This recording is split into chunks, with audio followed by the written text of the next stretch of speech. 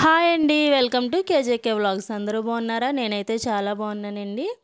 మీకు ఇప్పుడు already title చూసే వచ్చి ఉంటారండి. ఏం కాదు, అరిసెలండి. చాలా కష్టమైన పని అండి. ఖర్చు తక్కువ కష్టం ఎక్కువ అంటే ఈ వంట అనుకుంటా. ఏమీ లేదండి, సింపుల్గా చెప్తే 7 కేజీల బెల్లాన్ని ఇలా ముక్కల కింద చేసేసి ఒక బేసిన్లో వేసి 2 లీటర్ల వాటర్ పోసిందండి మా అమ్మ. చూడండి, ఎగ్జాక్ట్గా 2 లీటర్ వాటర్ పోసేసి ఇంకా మేము కట్టెల పొయ్యి మీద వండుతున్నామండి. వంట పెద్దది కదా, స్టవ్ మీద అవ్వదని. చూడండి, ఇంకా మంట పెట్టి అది పాకం వచ్చే వరకు మంట పెడుతూనే ఉన్నామండి. అసలు చెట్ల కింద వండుతున్నామండి. ఈ లోపు అది పాకం దగ్గరకు వచ్చి లోపు బెల్లం కరిగే లోపు పిండి అండి. ఇది 7 కేజీల బెల్లానికి మేము 8.5 కేజీలు బియ్యం అండి. ఇవి శుభ్రంగా మిల్లి పట్టించేసి జల్లిస్తున్నాం అనమాట. అప్పుడంటే రోల్లో కొట్టేవాళ్ళండి. ఇప్పుడు అలా కాదు, చేయలేక ఇంకా మిల్లు పట్టించేసారండి. ఇలా జల్లించేసి పక్కన పెట్టుకుని ఇంకా పాకం దగ్గరికి వెళ్ళిపోవడమేనండి. చూడండి ఎలా పొంగులో వస్తుందో. ఈ టైంలో కనుక చేతి మీద గట్రా పడితే చాలా జాగ్రత్తగా ఉండాలండి. వెంటనే మనకి వాటర్ బబుల్స్ కింద వచ్చేస్తాయండి. చూడండి, ఇది దగ్గరకు వచ్చేస్తుందండి. పాకం అలా నొగరు వచ్చిన కాను తిప్పుకుంటూనే ఉండాలి, లేదా అడుగు పట్టేస్తుంది. పాకం దగ్గరకు వచ్చిందో లేదా అయిపోయిందో లేదో చూడడానికి మా అమ్మ అలా వాటర్లో పోసి అదిగొని చూడండి అలా అవ్వాలండి.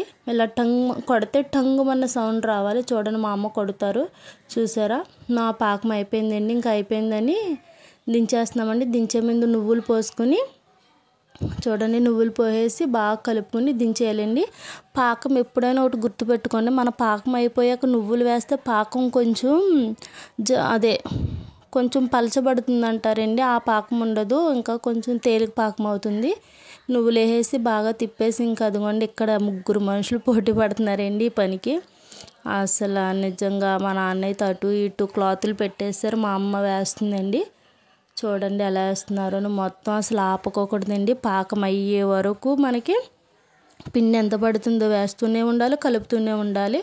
అసలు మనకి వేసినప్పుడు పిండి ఎక్కువ అవ్వకూడదు, తక్కువ అవ్వకూడదండి. ఎక్కువ అయితే కనుక అరుసులు ఇరిగిపోతాయి, అదే తక్కువ అయితే కనుక అరుసులు సాగదీస్తూ వస్తాయండి.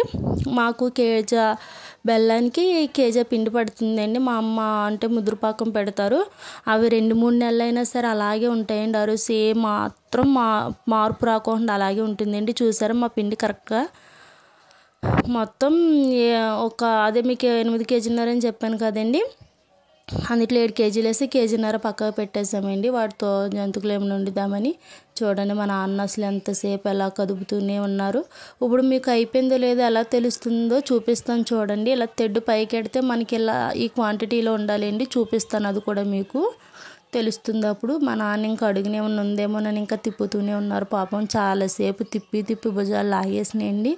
తక్కువ వంట కాదు కదండి, అందుకే చూడండి మీకు చూపిస్తే అదిగోండి అలా ఉంటే అరిసెలు సరిపోయినట్లే. ఇప్పుడు పొయ్యి పెట్టేసి అంటే తాస అయితే అవ్వటం లేదని ఇంక ఈ రేగి పెట్టేసామండి.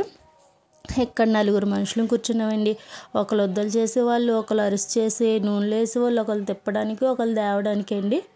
అసలు చూడండి, ఇలా కవర్ మీద కవర్ పెట్టి చేస్తే మనకి చేయి నొప్పి పుట్టదు, ఫాస్ట్గా అయిపోతాయండి.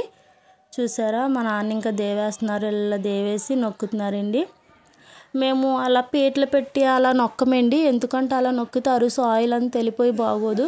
ఇలా పెట్టేసి మేము అంటే ఎండబెట్టడం అంటే ఇంట్లో ఫ్యాన్ గాలి కింద పెట్టేస్తామండి. ఒక 1 అవర్ 2 అవర్స్ అలా పెట్టేస్తాము. ఇంకెలా మొత్తం అరిసెలు వేసి ఇలా అటు ఇటు తిప్పుకుని దేవేయడమేనండి.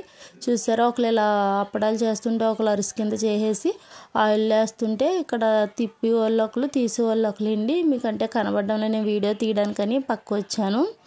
ఈ వీడియో తీసేసిన తర్వాత నేను కూడా కూర్చుని ఇంకా వర్క్లోనే ఉన్నామండి. మార్నింగ్ 10కి స్టార్ట్ చేస్తే మాకు ఈవినింగ్ 5 అయిపోయిందండి.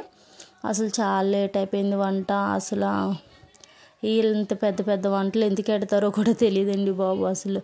కానీ తిన్నప్పుడు బాగానే అనిపిస్తుంది, కానీ పని చేయడానికి మాత్రం ఇదిగోండి.